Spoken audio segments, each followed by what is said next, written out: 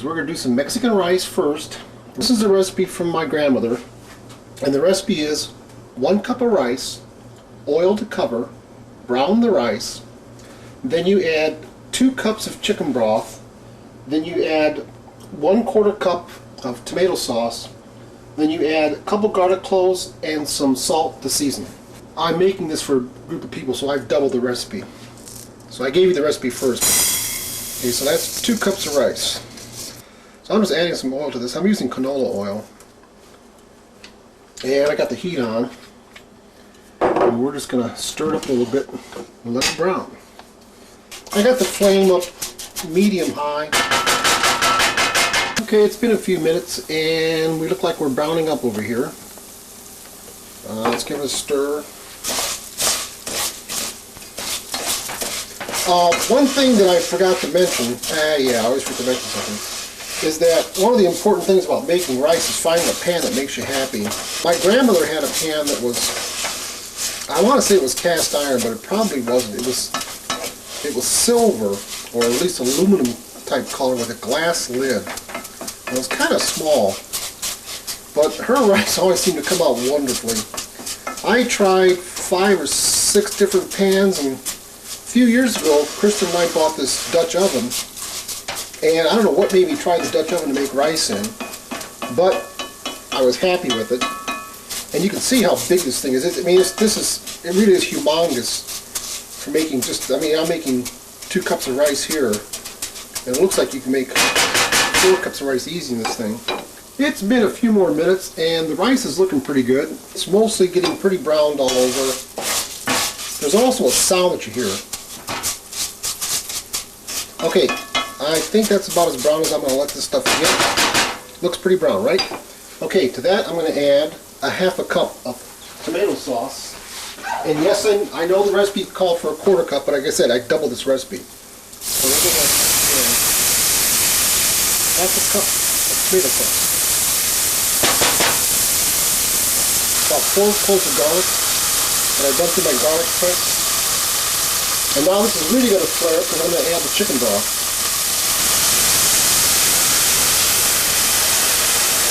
Yes, indeedy. Now I normally don't add salt to my cooking, so I won't add anything to this, but if you want salt, you can add salt to it. Now, I know you're not supposed to stir rice, but I like to give it a stir to just make sure that the garlic spreads around, tomato sauce gets mixed around. Okay, that's enough stirring. Now we put the lid on, and it cooks for 20 minutes. There's one other thing about my grandmother's recipe that I should mention, and that is about the last 3 to 4 minutes of cooking time, I'll go ahead and put some peas on top of this, just to let the peas get warmed up. Now some people don't like any kind of vegetables in their Mexican rice. I've seen people put potatoes in it, little diced potatoes, diced carrots or peas.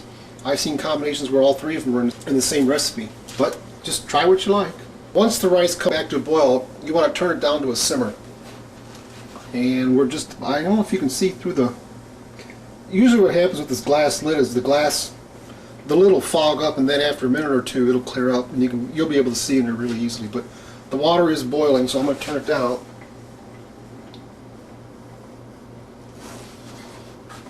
Okay, now it's just going to simmer for at least 20 minutes. The rice has been cooking for about 10 minutes, maybe 12. You can see that the glass is starting to clear up, and you can see in there, and it's bubbling away real nicely. So we're just waiting for our 20 minutes to expire. We're about at the end of our 20 minutes. We're waiting for our timer to go off. I have not lifted the lid. Never lift the lid when you're making rice. It looks a little wet. Like I say, I never used this rice before. So I did not lift the lid yet to put my peas in. It looks like I may have let this cook for a while longer. There's a timer. Looks a little wet still, so I'm going to pour the peas in. And for those of you who want exact numbers, it's about a cup. But the rice looks wet, so we're going to let it cook for a while longer. I know we're not supposed to, but it's wet. Usually I use a la preferida rice. I'm turning the heat off, going to lift the lid, and what we get is what we get. Let's take a stir. Oh boy, this stuff looks wet. See how wet it looks? I ain't a happy camper. I'm not sure if it's the rice or what, but this stuff is still pretty wet. Which just goes to show you, Not everybody makes perfect rice every time. I think what I'll let this do is I'll let this cook for a few minutes longer because I'm not happy with it. It's just too wet. Okay, that looks better.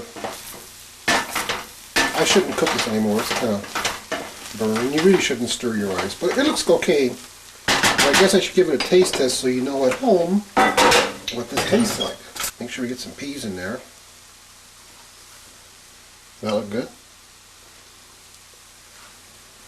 It tastes good. But I'd like to have it a little bit less wet, but each time is different.